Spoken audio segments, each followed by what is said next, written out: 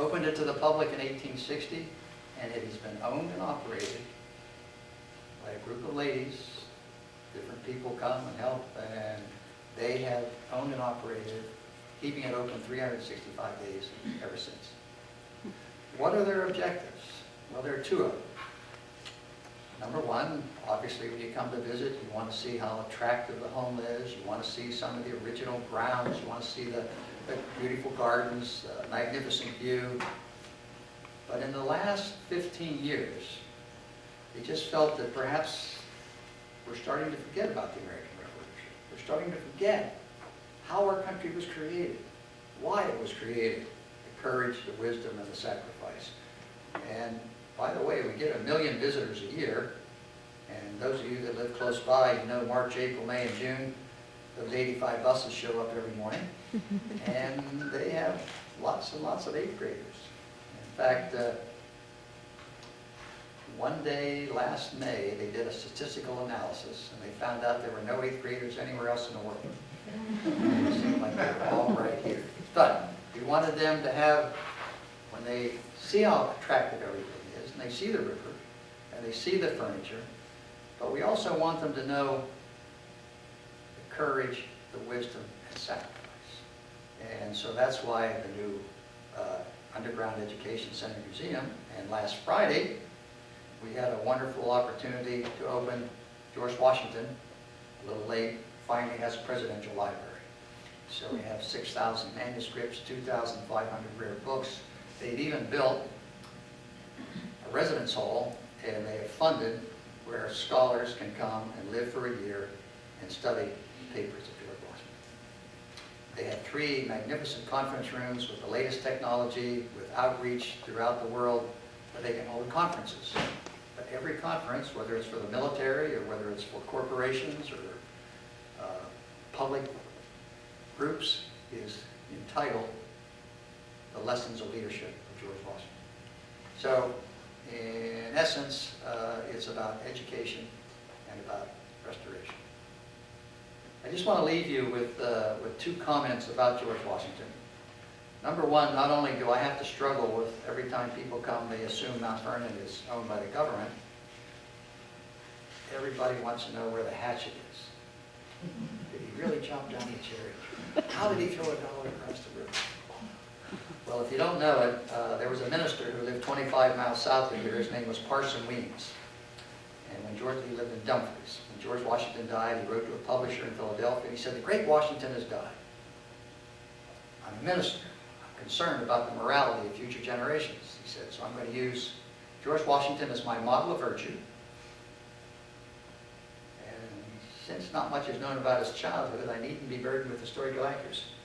So he sort of made the stories up, and he wrote for a basic level reader, and guess what happened?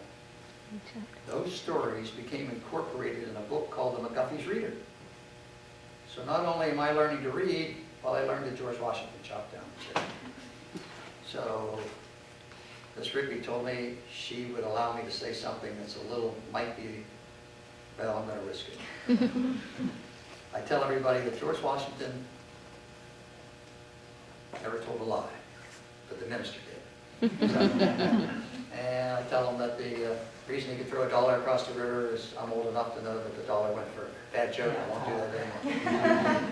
But what do we want you to know?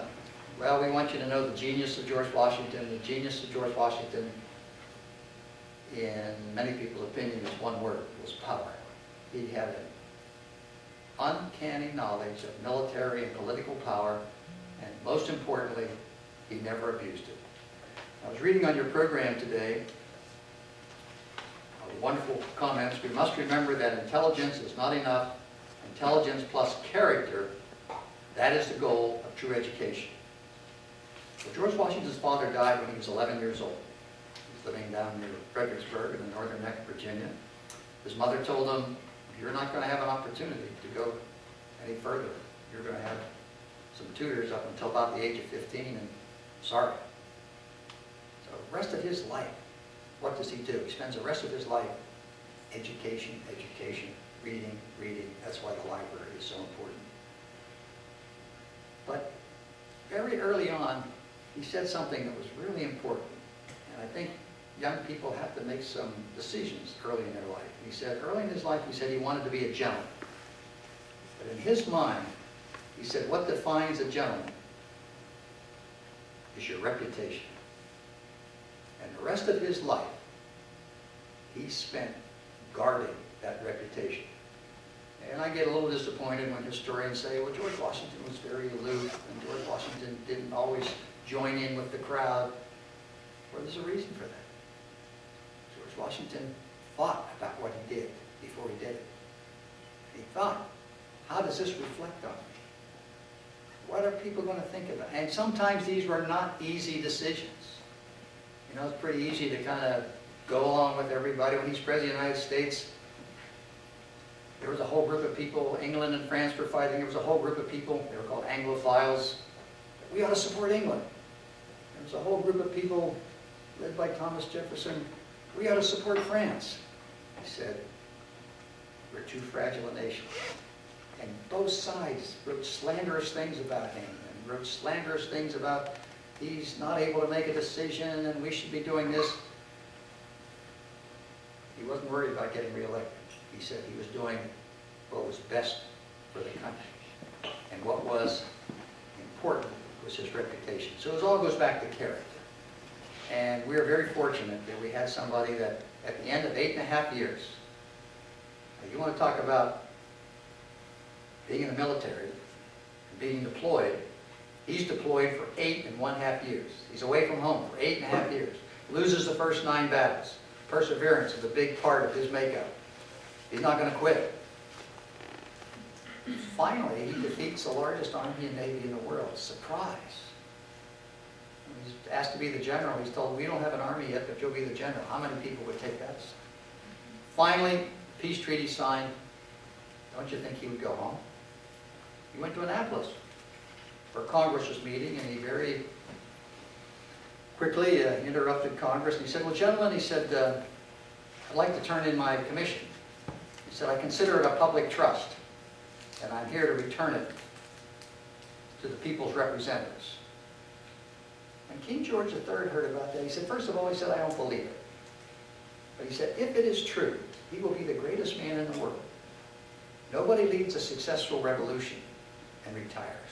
And I want you to think of Julius Caesar, Oliver Cromwell, Napoleon, Lenin, Mao, Castro. I could go on and on and on. They all had successful revolutions.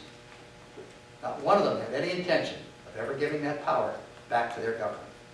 Thanks to the character and reputation of George Washington and his commitment, he was committed to creating a republic, and he returned that power. Probably the greatest example of that, even beyond that, is in 1783 when they were waiting for the peace treaty to be signed. Things traveled slowly. It took them 2 years to sign the peace treaty. Congress, we were in the Articles of Confederation. We were 13 states. We didn't have a strong central government. Well, guess what? They neglected to do. They neglected to pay our army. So a lot of the officers corps especially, they said, let's march on Philadelphia, take over the government. Congress is too timid to govern. Let's make George Washington our military dictator. When he heard about that, he said, this is the worst possible thing. This is my greatest personal challenge. So he called them all together. We don't think of him being theatrical, but he became theatrical. He didn't show up. You know, the star of the show didn't show up, so he walks in, finally, 6'2½", commanding presence, the only leader they've ever known. Comes forward and everybody gets quiet. He said, well, gentlemen, he said, I'd like to read you a letter. Then he became more theatrical. Excuse me, he couldn't find his glasses. People did not wear glasses. And the great Washingtons wear his glasses. He said, yes, just gentlemen, he said, you'll have to excuse me. He said, I've grown blind in the service of my country. I've grown gray in the service of my country. I have not been home for 8.5 years. And then he reminded them, I have been with you for 8.5 years. Then he paused and he didn't say anything.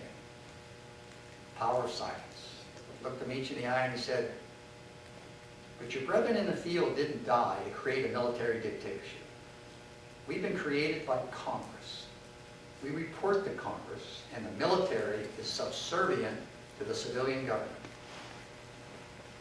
Napoleon, Lenin, Mao, Castro, they said, give me that crown, I'll be happy to be your king.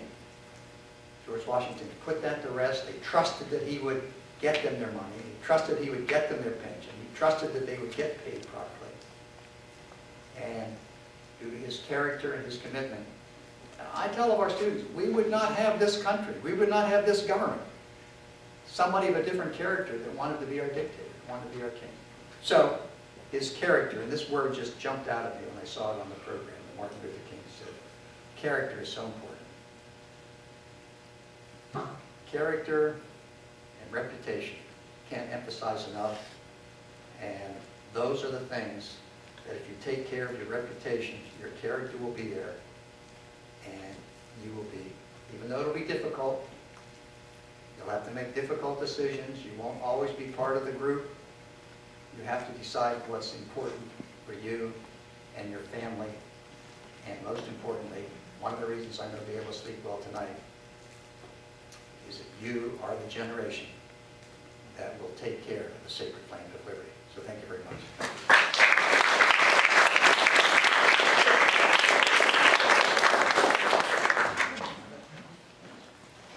Thank you for that. Our next guest speaker is Sylvia Schneider. She got